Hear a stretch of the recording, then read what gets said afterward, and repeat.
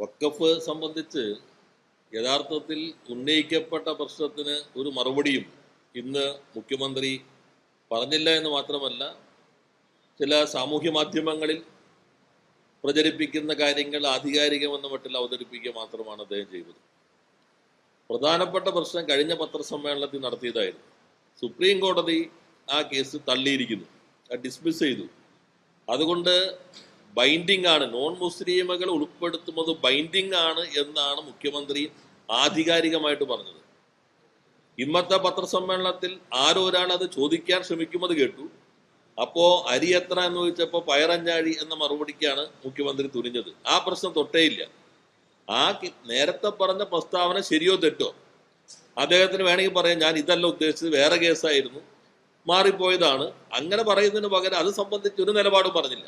എന്ന് വെച്ചാൽ കഴിഞ്ഞ തവണ അത് സംബന്ധിച്ച് പറഞ്ഞ അതേ നിലപാടിൽ തന്നെ നിൽക്കുന്നു എന്നുള്ളതാണ്. അപ്പൊ അദ്ദേഹത്തിന്റെ ധാരണ ഈ കേസ് തള്ളിപ്പോയിരിക്കുന്നതാണ്. അതുകൊണ്ട് പിന്നെ 14 അനുസരിച്ചുള്ള ബൈൻഡിങ് ആണ്. അങ്ങനെ വരുമ്പോൾ നോൺ മുസ്ലിമിനെ ഉൾപ്പെടുത്തണം. ആ ധാരണയാണ് ഹൈക്കോടതിയിലെ അഫിഡാവിറ്റിലും പറഞ്ഞിരിക്കുന്നത്, സുപ്രീം കോടതിയിലും ആധികാരികമായി പറഞ്ഞത്, ഇപ്പോൾ അഡ്വക്കേറ്റ് ജനറൽ ഹൈക്കോടതിയിൽ ആവർത്തിച്ചത്. എന്നുവെച്ചാൽ 2 നോൺ മുസ്ലിമുകളായ ആളുകളെ ഉൾപ്പെടുത്തും എന്ന 14 വ്യവസ്ഥ പൂർണ്ണമായിട്ട് അംഗീകരിച്ചു. അതിൽ അദ്ദേഹം പറയുന്നുണ്ട്, ഇപ്പൊ ഇവര് കേസിന് പോയല്ലോ, ഇപ്പോ വഖഫ് ബോർഡ് കേസിന് പോയപ്പോഴും 14 തൊട്ടിട്ടില്ലല്ലോ. അദ്ദേഹം ഒരു അഭിഭാഷകനായിരുന്ന ആളല്ലേ.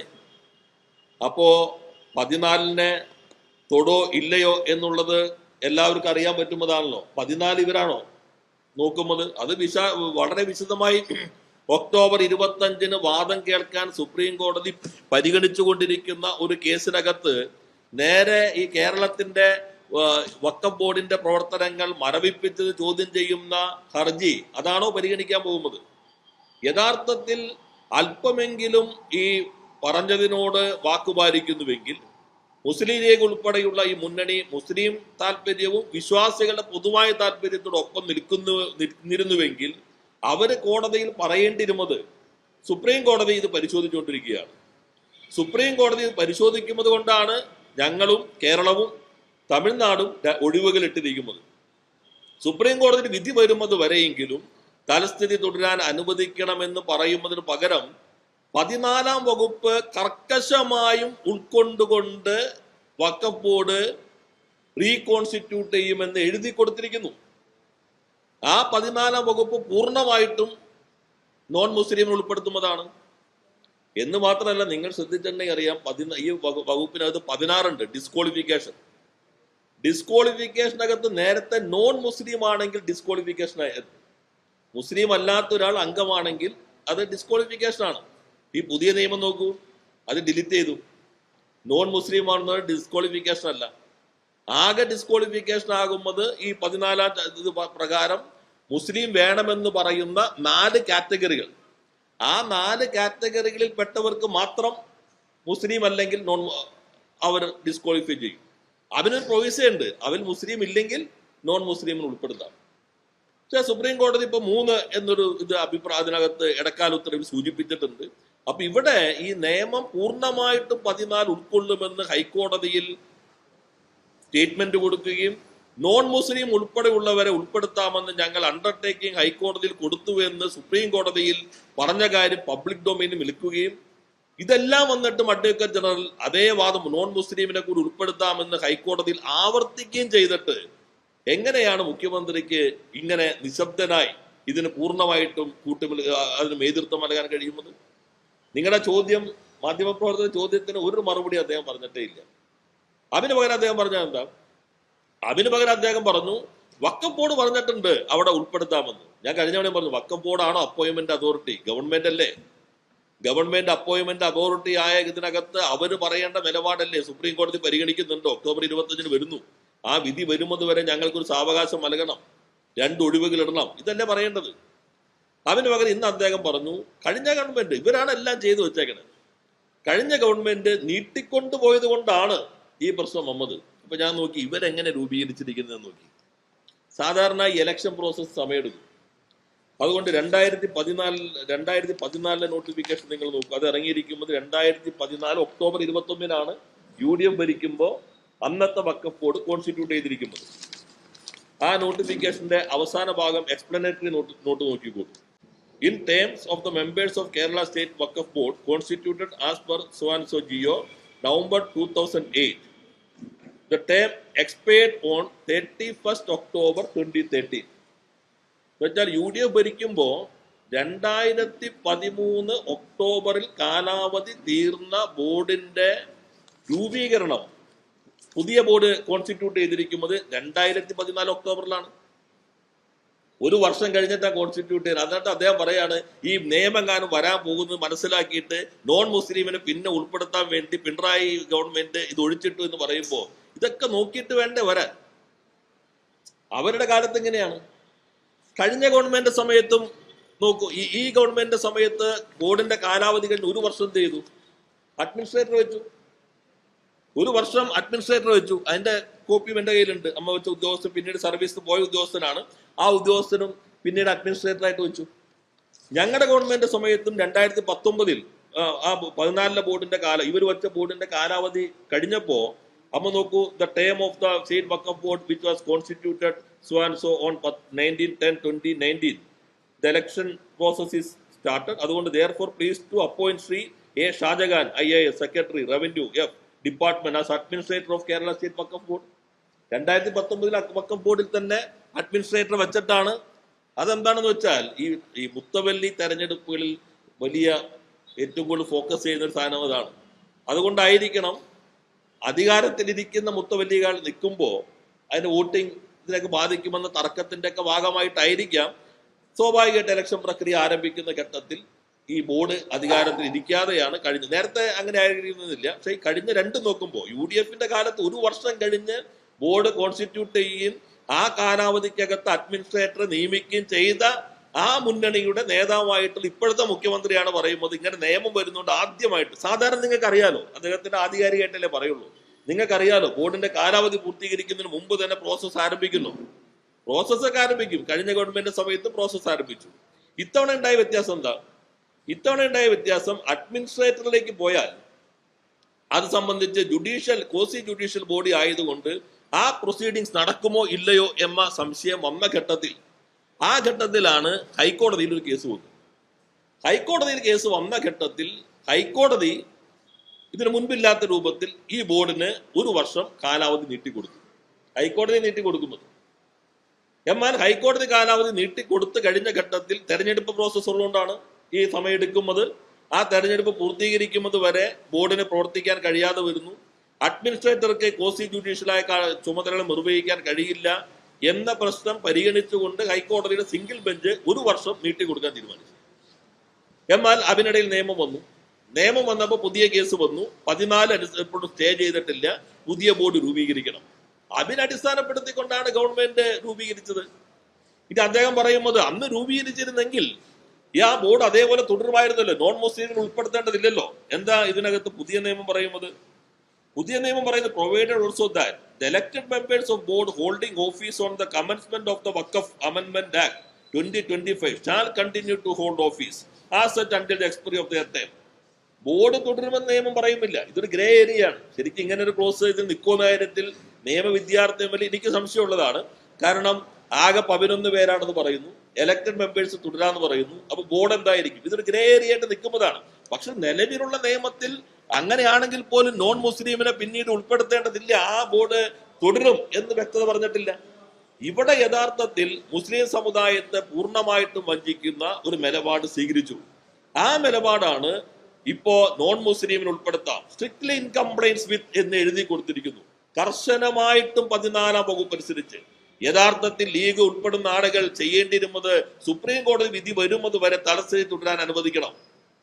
അതെന്താ ചോദിക്കാൻ വരുന്നത്? അതിന് പകരം BJPയുടെ അതേ നിലപാട് സ്വീകരിക്കുകയല്ലേ ചെയ്യുന്നത്. മധ്യപ്രദേശിൽ BJP 2 നോൺ മുസ്ലിം ആളുകൾ ഉൾപ്പെടുത്തിക്കൊണ്ട് RSSുമായി ബന്ധമുള്ള ആളുകളെയാണ് ഉൾപ്പെടുത്തിയിട്ടുള്ളത്. അതേ സമീപനമല്ലേ VD സതീശൻ ഗവൺമെന്റ് സ്വീകരിച്ചിട്ടുള്ളത്.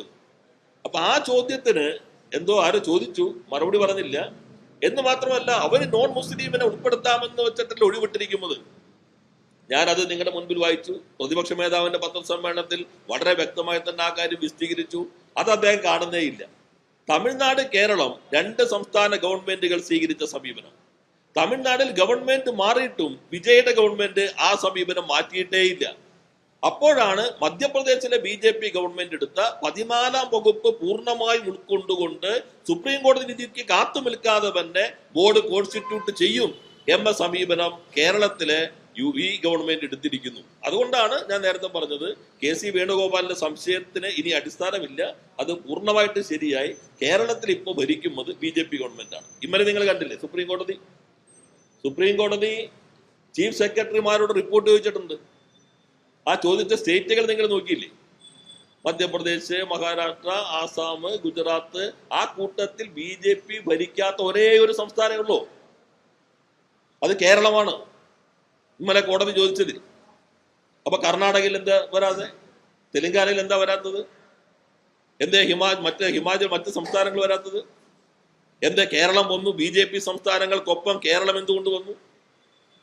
ഇപ്പൊ ഫലത്തിൽ ഇവരുടെ ഭരണം ഈ നിലയിലാണ്. ഈ വഖഫുമായി ബന്ധപ്പെട്ട് വീണ്ടും അദ്ദേഹം ഈ തെറ്റിദ്ധാരണയ്ക്ക് സൃഷ്ടിക്കാൻ ഉദ്ദേശിച്ച് നടത്തിയ പ്രസ്താവന ഉള്ളത് കൊണ്ടാണ് നിങ്ങൾ ഒന്നുകൂടി കാണാമെന്ന് കരുതിയത്. അല്ല, ഞാൻ പറയാതെ തന്നെ നിങ്ങൾക്ക് എല്ലാവർക്കും ലഭ്യമാണല്ലോ. ഇപ്പൊ അദ്ദേഹം പത്രസമ്മേളനത്തിൽ പറയുന്നതിന് കടകവിരുദ്ധമായിട്ടല്ലേ കോടതിയിൽ ഇവർ പറയണ്ടേ? ഇപ്പോ പാണക്കാട് ലീഗിന്റെ പ്രസിഡന്റ് സാദിഖലി തങ്ങൾ എന്താ പറഞ്ഞത്? വഖഫ് നിയമം അതാണല്ലോ നിയമം. അപ്പൊ അവര് ശരി വെച്ചു. യഥാർത്ഥത്തിൽ ഇത് അവർ കോടതി പറയണമായിരുന്നു. കേരളം തമിഴ്നാട് 2 എണ്ണം ഒഴിച്ചിട്ടിട്ടുണ്ട്. ഞങ്ങൾ ഒഴിച്ചിടാൻ കാരണം സുപ്രീം കോടതിയിൽ ഞങ്ങൾ ഇത് വളരെ ശക്തമായി ഒബ്ജക്ട് ചെയ്തിരിക്കുന്നതാണ്.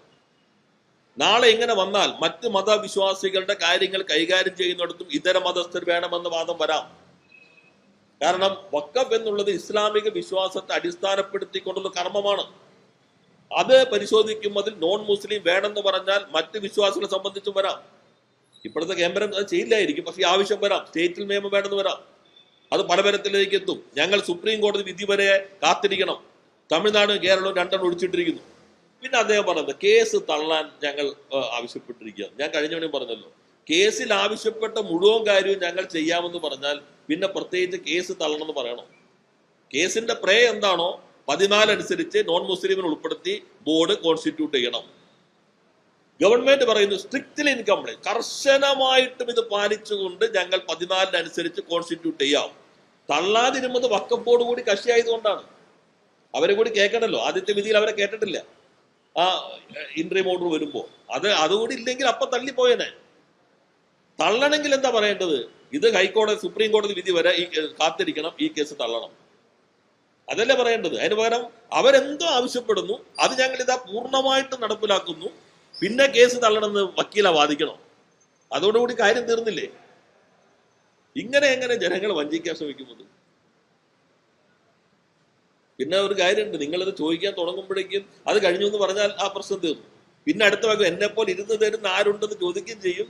പ്രസക്തമായ ചോദ്യങ്ങൾ വരുമ്പോൾ അത് കഴിഞ്ഞ് നിങ്ങൾ ബഹളം കൂട്ടല്ലേ എന്ന് പറഞ്ഞ കാര്യം കഴിഞ്ഞു. അല്ല, അതിൽ അവസാനത്തെ മക്കൾ നല്ല അദ്ദേഹം വൈകാരികമായി പറഞ്ഞല്ലോ, അമ്മയുടെ രുചി ഇപ്പോഴും നാവിന്റെ തുമ്പത്തുണ്ട്. നമുക്ക് എല്ലാവർക്കും നാവിന്റെ തുമ്പത്തുണ്ടല്ലോ. എനിക്ക് അമ്മ ഉണ്ടാക്കുന്ന മുട്ടക്കറി ഭയങ്കര ഇഷ്ടമായിരുന്നു. അപ്പൊ ഞാൻ അമ്മോട് ചോദിച്ചത് എങ്ങനെ ഉണ്ടാക്കണമെന്ന് ചോദിച്ചു. അപ്പൊ എന്റെ മക്കൾക്ക് ഇപ്പൊ ഞാൻ ഉണ്ടാക്കുന്ന മുട്ടക്കറി നല്ല ഇഷ്ടമാണ്. അപ്പോ അദ്ദേഹം അത് ചോദിച്ചില്ല എന്ന് മാത്രമല്ല, അദ്ദേഹം പറഞ്ഞതെന്ന് വെച്ചിട്ടുണ്ടെങ്കിൽ ഈ 2ാമത്തെ ഭാഗം ഉണ്ടല്ലോ, ഇത് കണ്ടിന്യൂഷനായിട്ടുള്ള പറയുന്നത് വിവാഹം കഴിച്ചു വരുമ്പോ എന്നാണ്. അപ്പൊ നമ്മുടെ നാട്ടിലെ പെൺകുട്ടികൾ വീട്ടിൽ നിന്ന് വിവാഹം കഴിച്ച് പുരുഷന്മാരാരും വീട്ടിലേക്ക് വരുന്നില്ല, സ്ത്രീകൾ മാത്രമേ വീട്ടിലേക്ക് വരണുള്ളൂ. ഈ പുരുഷന്മാർക്കും കൂടി പറഞ്ഞു കൊടുക്കണം എന്ന് പറയാമായിരുന്നില്ലേ?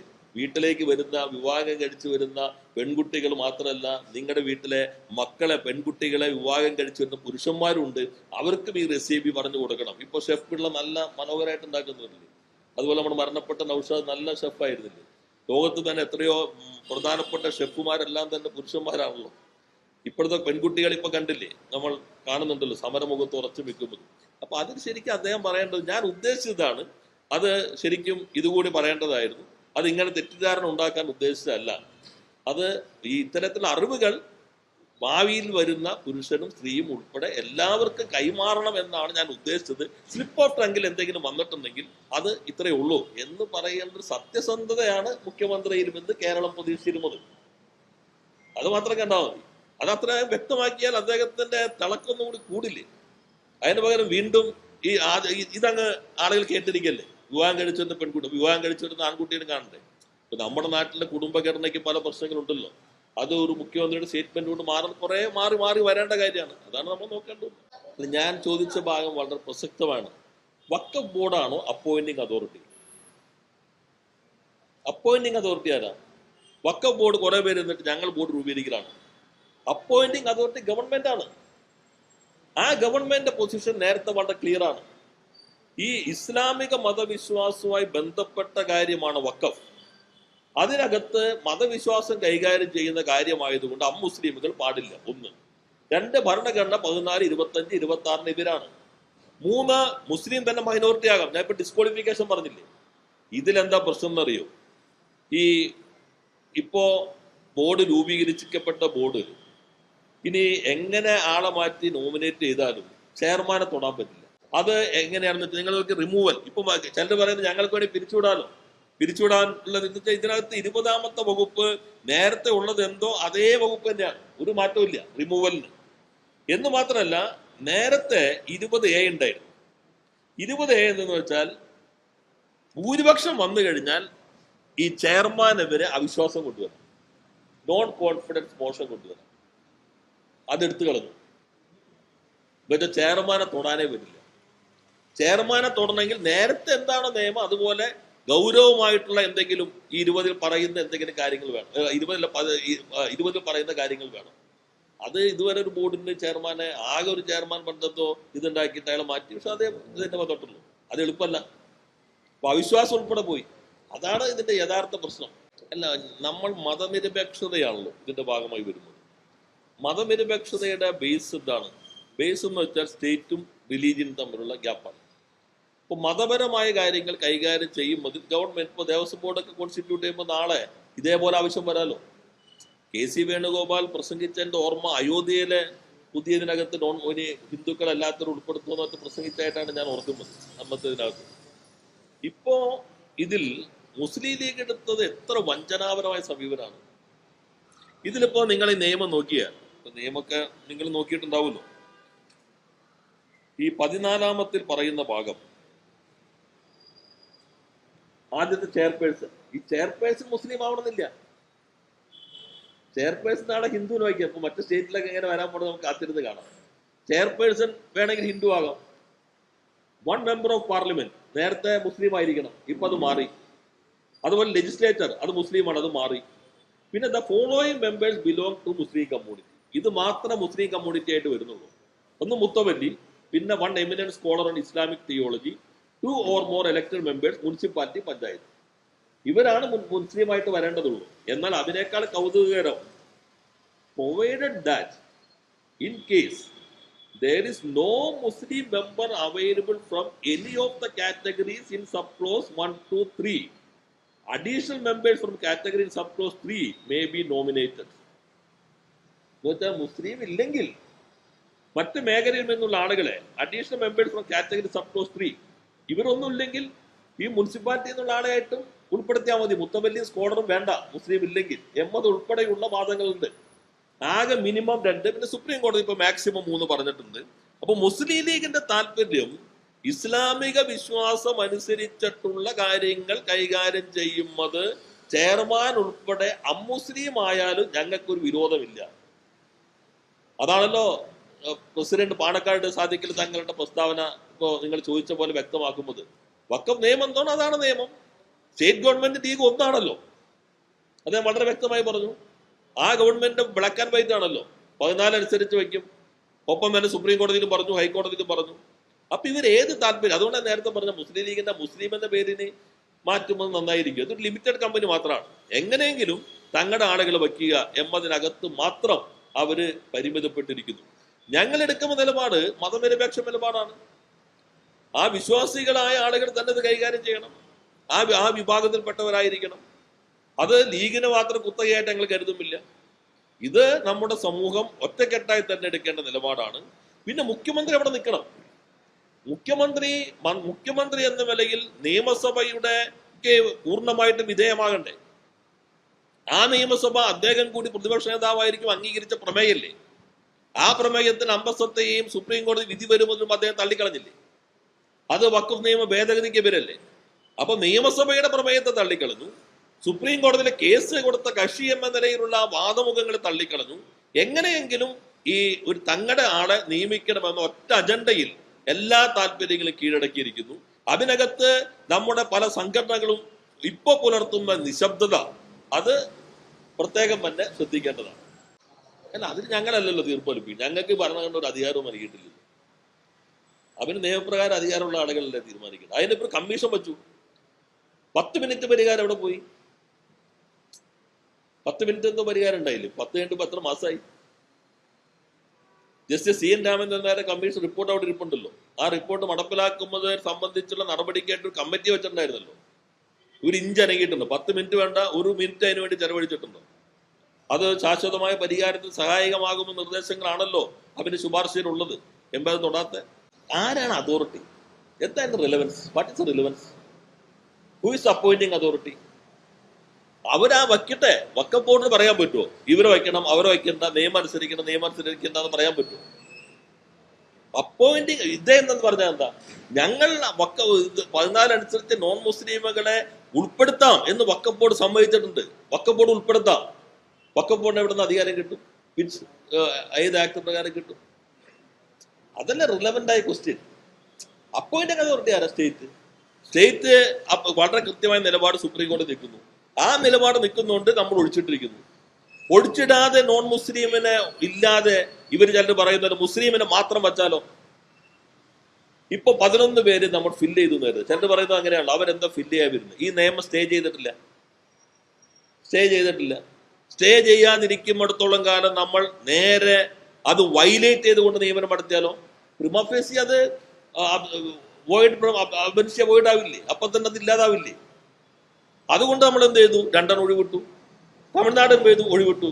എന്തുകൊണ്ട്? സുപ്രീം കോടതി വിധി പരിഗണിക്കുന്നു. എന്തുകൊണ്ട് അവിടെ മുസ്ലിമിനെ വെച്ചില്ല? മുസ്ലിമിനെ വെച്ചാൽ നിയമവിരുദ്ധമാണെന്ന് പറഞ്ഞാൽ അപ്പം തന്നെ ബോർഡ് ഉൾപ്പെടെ പോകും. ഇവിടെയും പോകും അവിടെയും പോകും. ഇത് കോമൺ ലീഗൽ അണ്ടർസ്റ്റാൻഡിങ് അല്ലേ? ലേമാന് പോലും അറിയാവുന്ന കാര്യമല്ലേ? ഈ പ്രതിപക്ഷത്തിരുന്ന് പറഞ്ഞതൊന്നും നടപ്പിലാക്കാൻ എളുപ്പമല്ല എന്ന് 2 മാസം കൊണ്ട് മനസ്സിലായില്ല. പ്രതിപക്ഷത്തിരുന്ന് എന്താ കത്തിക്കേറലായിരുന്നേ? എന്തെല്ലാം കാര്യങ്ങളാണ് ആധികാരികമെന്ന മട്ടിൽ അവതരിപ്പിച്ചുകൊണ്ടിരുന്നത്. ഇപ്പൊ എന്ത് പറയുന്നു? അത് ഞങ്ങളുടെ ഇവിടെ ഇരിക്കുമ്പോൾ അത് പറ്റില്ലല്ലോ. പക്ഷെ കഴിഞ്ഞ ഗവൺമെന്റ് എന്ത് ചെയ്തു? ഞാനത് എന്റെ ആധികാരിക പറയാനാളല്ല. കഴിഞ്ഞ ഗവൺമെന്റ് വിയോജിപ്പ് വെച്ചിട്ട് ഗൗഡ കമ്മീഷനെ വെച്ചു. ആ റിപ്പോർട്ട് നിങ്ങൾ എടുക്കുന്നുണ്ടോ? ഗോപാൽ ഗൗഡ കമ്മീഷൻ റിപ്പോർട്ട് ഉണ്ടല്ലോ. ആ റിപ്പോർട്ട് അടിസ്ഥാനപ്പെടുത്തിക്കൊണ്ടാണോ ചർച്ച? അതോ ലേബർ കോഡ് പൂർണ്ണമായിട്ട് ഉൾപ്പെടുത്തിക്കൊണ്ടാണോ ചർച്ച? അതാണ് വ്യക്തമാക്കേണ്ടത്. ഇനി ആ റിപ്പോർട്ടിനോട് ഞങ്ങൾക്ക് വിയോജിപ്പുണ്ട് എങ്കിൽ നിങ്ങൾ വേറെ ഏത് വിദഗ്ധ സംവിധാനത്തെ വയ്ക്കും? മുഖ്യമന്ത്രി ട്രേഡ് യൂണിയനുകൾ വിളിച്ച് ചർച്ച ചെയ്ത് നടപ്പിലാക്കാൻ തീരുമാനിച്ചു എന്ന് പറഞ്ഞാൽ നിങ്ങൾ നടപ്പിലാക്കാൻ തീരുമാനിച്ചിട്ടാണെങ്കിൽ പിന്നെ ചർച്ച? നിങ്ങൾ നടപ്പിലാക്കാൻ തീരുമാനിച്ചിട്ട് ചർച്ചയുടെ പ്രസക്തി ഉണ്ടോ? ഇപ്പൊ BMS ഉൾപ്പെടെ രാജ്യം ഭരിക്കുന്ന പാർട്ടിയുമായി ബന്ധപ്പെട്ട് നിൽക്കുന്ന സംഘടന ഉൾപ്പെടെ പണിമുടക്കങ്ങൾക്ക് ഉൾപ്പെടെ തയ്യാറായിക്കൊണ്ടിരിക്കുന്ന സാഹചര്യത്തിൽ അദ്ദേഹം പറയേണ്ടത് ഞങ്ങൾക്ക് വിയോജിപ്പുണ്ട്, ഞങ്ങൾ പാർലമെന്റിൽ എതിർത്തു. നിയമമായപ്പോൾ തന്നെ കേരളത്തിൽ ഒരു കമ്മിറ്റി കഴിഞ്ഞ ഗവൺമെന്റ് വെച്ചിട്ടുണ്ട്. അത് വളരെ ഞങ്ങളുടെ ആളൊന്നുമല്ലോ, ജസ്റ്റിസ് ഗോപാൽ ഗൗഡയാണല്ലോ. അദ്ദേഹത്തിന്റെ റിപ്പോർട്ട് ഞങ്ങൾ പഠിക്കും. അതിനെ അടിസ്ഥാനപ്പെടുത്തി ട്രേഡ് യൂണിയനുകളായിട്ട് ചർച്ച നടത്തും. അതിനെ തുടർന്ന് എന്ത് വേണമെന്ന് തീരുമാനിക്കും. എന്ത് വേണമെന്നാണ്, എങ്ങനെ വേണമെന്ന് അതാണ് പറയേണ്ടിയിരുന്നത്. അത് നമ്മുടെ രാജ്യത്തെ ഒരു പ്രശ്നം എന്ന് വെച്ചാൽ പത്രസമ്മേളനത്തിൽ പറയുന്നതല്ല കോടതി എടുക്കുക, എഴുതി കൊടുക്കുന്ന കോടതി ഒന്നുകിൽ അഫിഡാവിറ്റ് അല്ലെങ്കിൽ സ്റ്റേറ്റ്മെന്റ്. അല്ലാതെ കോടതിയിലെ ജഡ്ജിമാർ കേസ് പരിഗണിക്കുമ്പോൾ ഉടൻ തന്നെ ഇത് സംബന്ധിച്ച് ഇതുവരെ നടന്നിട്ടുള്ള മാധ്യമ സമ്മേളനങ്ങളിൽ പറഞ്ഞ കാര്യങ്ങൾ എന്തൊക്കെയാണ് നോക്കാം എന്ന് പറഞ്ഞൊരു സെഷൻ നമ്മുടെ ഇപ്പോഴത്തെ നിയമ സംവിധാനങ്ങൾ അനുവദിക്കുന്നില്ല. നിങ്ങൾ എന്ത് എഴുതി കൊടുത്തിരിക്കുന്നു? അപ്പൊ അദ്ദേഹം പറയണം എന്ത് ചെയ്യണം? ആ സ്റ്റേറ്റ്മെന്റ് ഞങ്ങൾ പിൻവലിക്കാൻ പോകുന്നു. What is the statement? Strictly in compliance with section 14 എന്ന് വെച്ചാൽ എന്താ? പൂർണ്ണമായിട്ട് കർശനമായിട്ടും ഇതിനനുസരിച്ചുകൊണ്ട്. ഇപ്പോ ഞാൻ എൻ്റെ പേജിലിട്ട സുപ്രീം കോടതിയുടെ പ്രൊസീഡിങ്സ് ഇല്ലേ, അതിൽ ആദ്യത്തെ തന്നെ സീനിയർ അഭിഭാഷകൻ എന്താ പറയുന്നത്? നോൺ മുസ്ലിമിനെ ഉൾപ്പെടുത്തുന്ന കാര്യമാണ്. അപ്പൊ ഇവരുടെ അഭിഭാഷകൻ എന്താ പറയുന്നത്? പാണക്കാട് കുടുംബത്തിലുണ്ടെന്ന് തോന്നുന്നു. അദ്ദേഹം പറയുന്നത് എന്താ? ഞങ്ങൾ ഹൈക്കോടതിയിൽ തന്നെ അണ്ടർടേക്കിംഗ് കൊടുത്തിട്ടുണ്ട്. ഏജ് പിറ്റേ ദിവസം എന്താ അവിടെ പറഞ്ഞത്? മുസ്ലിമിനെ ഉൾപ്പെടുത്താം. ഇപ്പൊ മുഖ്യമന്ത്രി അങ്ങനെയാണ് നിലപാടെങ്കിൽ എന്ത് പറയണം? ഞങ്ങൾ ഇതുവരെ കൊടുത്തതിൽ തെറ്റുപറ്റി, ഞങ്ങൾ ഇതാ കോടതിയിൽ വീണ്ടും അത് തിരുത്താൻ ആവശ്യപ്പെടുകയാണ്. ഞങ്ങൾ സുപ്രീം കോടതി വിധി വരുന്നത് വരെ ഇക്കാര്യത്തിൽ സ്റ്റാറ്റസ് കോ തുടരണം എന്ന നിലപാട് ഞങ്ങൾ എടുക്കാൻ പോകുന്നു എന്ന് പറഞ്ഞാൽ അത് എഴുതി കൊടുക്കും വേണം. പറഞ്ഞാൽ കാര്യമില്ല. അതിനനുസരിച്ച് അവിടെ എഴുതി കൊടുക്കണം AG. അപ്പൊ പിന്നെ ഇതിന് പ്രസക്തി ഉണ്ടാവും. എങ്ങനെ തീരുമാനിക്കാൻ പറ്റും? ഞങ്ങൾ ഇപ്പൊ പൂർണ്ണമായിട്ടും 14 അനുസരിച്ച് റീകോൺസ്റ്റിറ്റ്യൂട്ട് ചെയ്യും എന്ന് എഴുതി കൊടുത്താൽ ഇനി ഏതെങ്കിലും സെക്രട്ടറി IAS-കാരൻ അതിന് വിരുദ്ധമായിട്ട് പൂർണ്ണമായിട്ടും കർശനമായിട്ട് ഇത് പാലിക്കാതെ കോൺസ്റ്റിറ്റ്യൂട്ട് ചെയ്താൽ അയാൾ എവിടെ പോയി നിൽക്കും? കോടതി അലക്ഷ്യത്തിന് കോടതിയിൽ പോയി നിൽക്കേണ്ടി വരില്ല. ഏതെങ്കിലും IAS-കാരൻ ഇനി കോടതിയിൽ പോയി അവിടെ നിൽക്കാൻ ധൈര്യപ്പെടും? അല്ലെങ്കിൽ ആ വിഡിത്തം കാണിക്കുമോ? പൂർണ്ണമായിട്ടും ഞങ്ങൾ 14 അനുസരിച്ച് ബോർഡ് കോൺസ്റ്റിറ്റ്യൂട്ട് ചെയ്യും എന്നാണ് പറഞ്ഞു കഴിഞ്ഞാൽ പിന്നെ അതല്ലാതെ നിങ്ങൾ വെച്ച കണ്ടംപ്റ്റ് ഓഫ് കോർട്ട് അല്ലേ? കാരണം ഉത്തരവ് വായിച്ചു നോക്കൂ, ആദ്യത്തെ പാരഗ്രാഫിൽ പറഞ്ഞിട്ടുണ്ട് വാദി തന്നെ റെസ്പോണ്ടന്റ് തന്നെ എല്ലാം സമ്മതിച്ചിരിക്കുന്നു, ചീഫ് സെക്രട്ടറി. അത് വെച്ചിട്ടാണ് കേസ് തൽക്കാലം നിർത്തിയിരിക്കുന്നത്. അല്ലെങ്കിൽ വാദിക്കണ്ടേ? വാദിക്കാതെ എല്ലാം സമ്മതിച്ചു കഴിഞ്ഞാൽ പിന്നെ എന്തിനാ വാദം? തർക്കം 14-നാണല്ലോ പ്രധാനമായിട്ടും. ആ 14 പൂർണ്ണമായിട്ട് ഞങ്ങൾ അംഗീകരിക്കുന്നു എന്ന് പറഞ്ഞാൽ പിന്നെ എന്തിനാ വാദിക്കാൻ നിൽക്കണേ? AG-യുടെ സമയം എന്തിനാ വേറെ കേസ് ചെലവഴിച്ചൂടെ? ഇവിടുത്തെ അവിടെ പോയി നിൽക്കണം എന്തിനാ? ഇത് കടുത്ത വഞ്ചനയാണ് മുസ്ലിം സമുദായത്തോട് കാണിച്ചിട്ടുള്ളത്. അത് മതനിരപേക്ഷ കേരളത്തിനോട് ആഘാതം ഉണ്ടാക്കുന്ന നടപടിയാണ്. അല്ല, ഇവിടെ നാം കാണേണ്ടത് ഈ സമരമുഖത്ത് ഏറ്റവും ശക്തമായി നിന്ന ആളുകളുടെ IC ഘോഷ്, SFI പൂർണ്ണമായിട്ടും. ഇപ്പം ഞാനും ബാലഗോപാലൊക്കെ അവിടെ ചെല്ലുമ്പോൾ CJP-യുടെ സ്ഥാപകൻ അഭിജിത്ത് ഉൾപ്പെടെയുള്ളവർ പറഞ്ഞു SFI ശക്തമായിട്ട് ഞങ്ങൾക്കൊപ്പമാണ് നിൽക്കുന്നത്. ഇവരാണ് SFI ഉണ്ട്, ASF ഉണ്ട്, IC ഉണ്ട്. അപ്പൊ അതിൽ എന്താണോ സുപ്രീം കോടതിയിൽ പറഞ്ഞത് അവന് കടകവിരുദ്ധമായി നിൽക്കുന്നു. സുപ്രീം കോടതിയും അവനത് പറഞ്ഞതിൽ ചില പ്രശ്നങ്ങളിൽ നിന്ന് CJP-യുടെ ആളുകളും അവരും അത് സംബന്ധിച്ച് പ്രതികരിച്ചിട്ടുണ്ട്. അത് ഒരു ഗവൺമെന്റ് ഏതറ്റം വരെ പോകും എന്ന രൂപത്തിലാണ് ഈ സമരത്തെ നേരിട്ടത്. ഇപ്പൊ പെൺകുട്ടികളോടുള്ള പെരുമാറ്റത്തെ സംബന്ധിച്ച് ഇന്ന് സമരത്തിലുണ്ടായിരുന്ന ചില സംഘടനക്കാർ പരസ്യമായി പറഞ്ഞിട്ടുണ്ട് വളരെ മോശമായിട്ട് പെരുമാറ്റം ഉണ്ടായി. കോടതിയുടെ മുൻപിൽ വീഡിയോ ദൃശ്യങ്ങൾ വന്നിട്ടുണ്ട്.